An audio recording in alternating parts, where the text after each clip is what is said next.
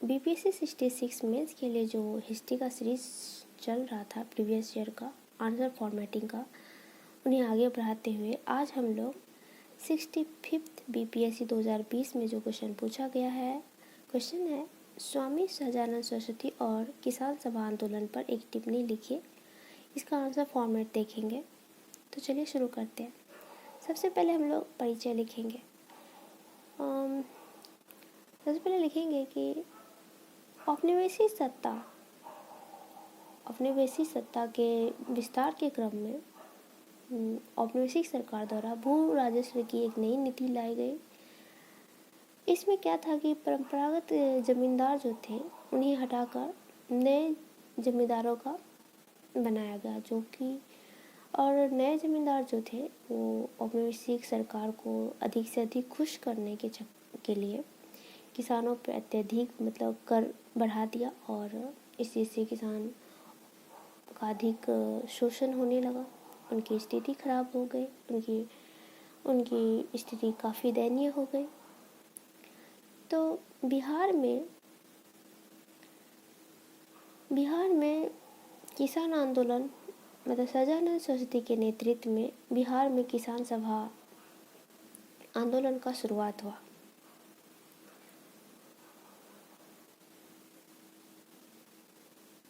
किसान आंदोलन काफ़ी पहले से होता आ रहा था। तो देखते हैं कि किसान आंदोलन जो बहुत बार हुआ किसान आंदोलन, उनके कारण क्या थे। तो किसान आंदोलन का कारण था कि जो मुगल काल था उसमें भू राजस्व की जो नीति थी वो काफ़ी संतुलित थी, ठीक ठाक थी। और उत्तरोत्तर काल में जो कि औपनिवेशिक सरकार जो थी, सत्ता जो थी, वो ज़्यादा से ज़्यादा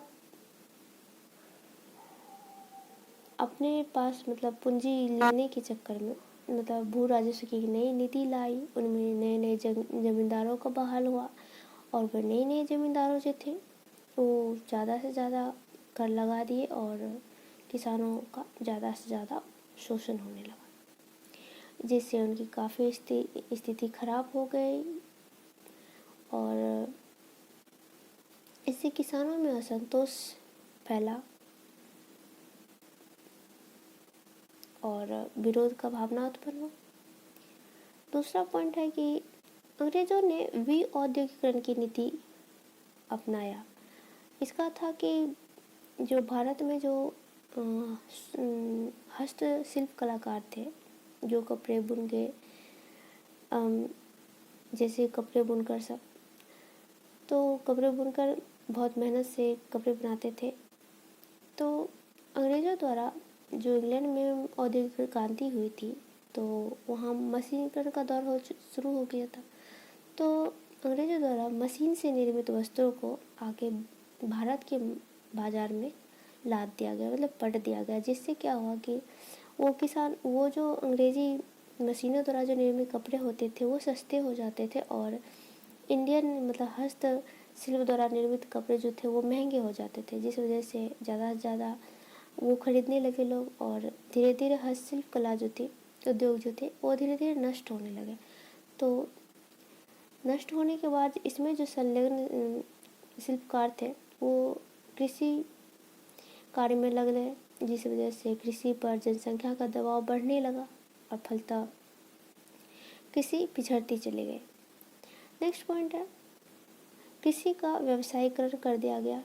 इसके परिणाम स्वरूप क्या हुए कि जहाँ लोग मोटे अनाज का खेती किया करते थे, वहाँ अब नील की खेती, गन्ने की खेती, कपास, इस प्रकार की खेती को प्रोत्साहन मिलने लगा, जिससे क्या हुआ कि भारत में अकाल और भुखमरी जैसी समस्याओं का विकास होने लगा। इससे भी किसानों में काफ़ी असंतोष की भावना उत्पन्न हुई।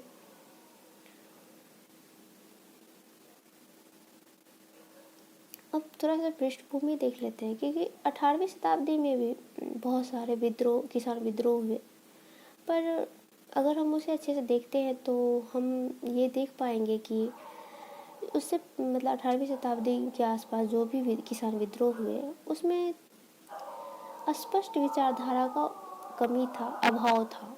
एक निश्चित जो उद्देश्य होते हैं उनका अभाव था।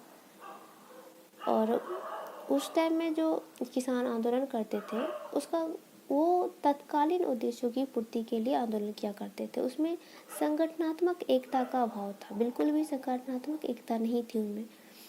और जैसे ही उनके उद्देश्य मतलब पूर्ति हो जाती थी, मतलब उन्हें उद्देश्यों की पूर्ति हो जाती थी, तो वे किसान लोग आंदोलन करना बंद कर देते थे।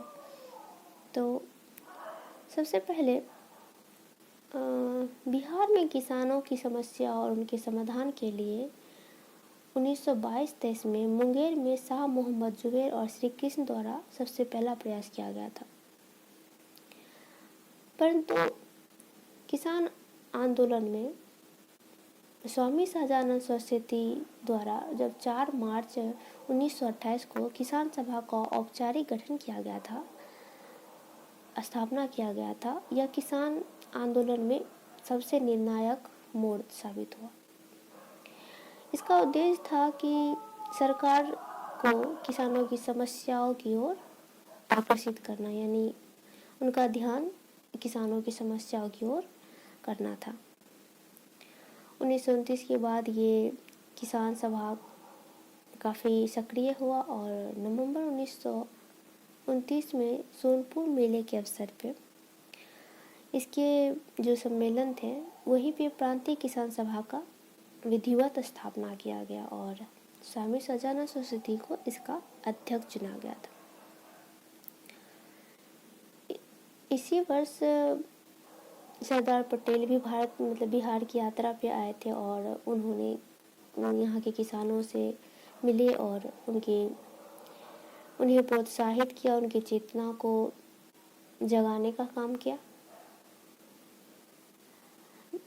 धीरे धीरे यह आंदोलन काफ़ी लोकप्रिय होता गया, जिससे क्या हुआ कि जो जमींदार वर्ग थे उनमें काफ़ी भय उत्पन्न हुआ, उनकी चिंताएं बढ़ने लगी और वे लगातार मतलब सरकार पे इनके आंदोलन को दमन करने का दबाव डालने लगे। और इनके दमन के उद्देश्य से ही 1932 में यूनाइटेड पॉलिटिकल पार्टी की स्थापना की गई। किसान सभा द्वारा 1933 में एक जांच कमेटी का गठन किया गया था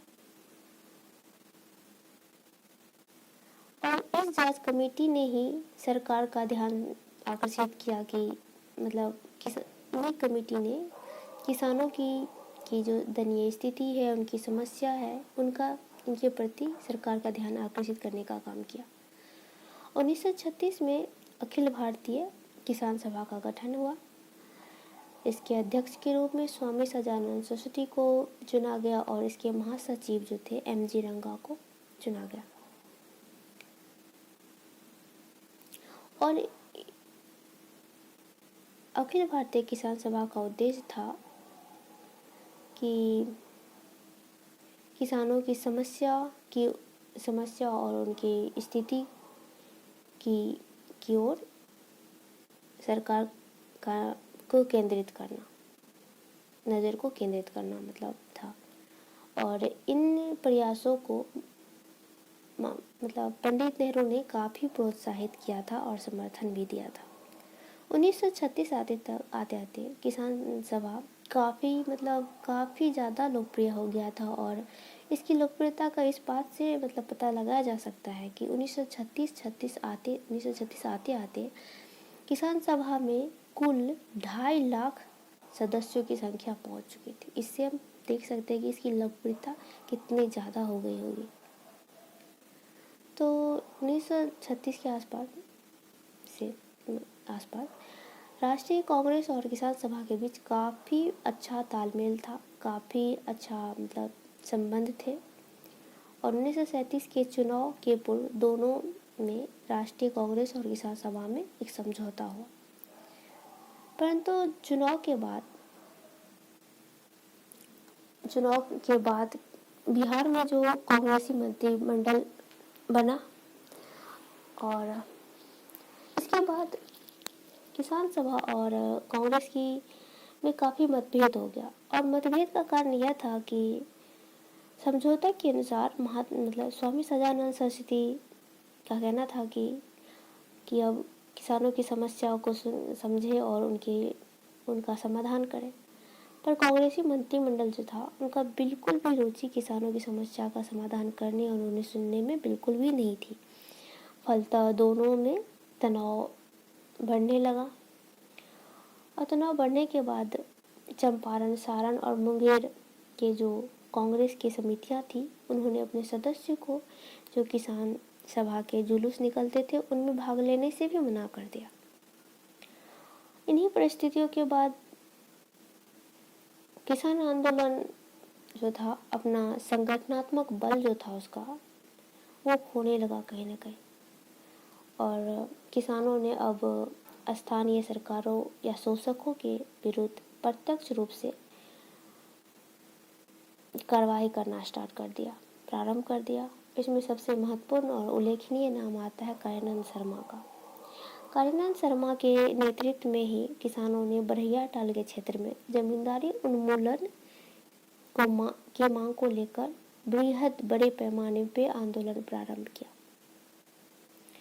और इस प्रकार धीरे धीरे किसान आंदोलन का नेतृत्व के अभाव के कारण, कांग्रेस उदासीन होने के कारण इसका प्रभाव धीरे धीरे खत्म हो गया और अधिकांश किसान सभा के जो सदस्य थे उनका रुझान, उसका झुकाव साम्यवादी दल की ओर हो गया। स्वतंत्रता प्राप्ति के बाद